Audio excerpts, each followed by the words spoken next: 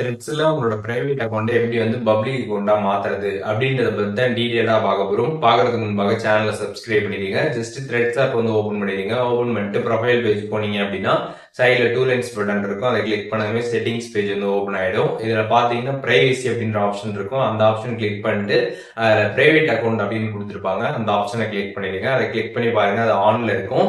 அதை கிளிக் பண்ணி ஆஃப் பண்றப்போ ஓகே கேட்கும். ஓகே கிளிக் பண்ணதுமே பாத்தீங்கன்னா உங்களோட அக்கௌண்ட் பாத்தீங்கன்னா வந்து பிரைவேட்ல இருந்து ஒரு பப்ளிக் அக்கௌண்டா பாத்தீங்கன்னா மாறிடும். இந்த மாதிரி மாறிடுச்சு அப்படின்னா என்ன சேஞ்சஸ் இருக்கும் அப்படின்னு பாத்தீங்கன்னா, இப்ப பிரைவேட் அக்கௌண்டா நீங்க வந்து வச்சிருக்கிறப்ப யாராச்சும் உங்களை ஃபாலோ பண்றாங்கன்னா நீங்க அவங்கள பார்த்து யாருன்னு தெரிஞ்சுக்கிட்டு அக்செப்ட் பண்ணுவீங்க. அக்செப்ட் பண்ணதுக்கு அப்புறம் தான் நீங்க போட்டிருக்கக்கூடிய போஸ்ட், அதுக்கப்புறம் உங்களோட ஃபாலோயிங் லிஸ்ட் இதெல்லாமே பாத்தீங்கன்னா அவங்க வந்து பார்க்க முடியும். பப்ளிக் அக்கௌண்ட்டை பொறுத்தளவுக்கு யாரு வேணாலுமே பாத்தீங்கன்னா உங்களோட அக்கௌண்ட்ல இருக்கக்கூடிய எல்லா டீடைல்ஸுமே வந்து பார்க்க முடியும். அது அப்படியே பாத்தீங்கன்னா வந்து ஓப்பனாவே வந்து இருக்கும்.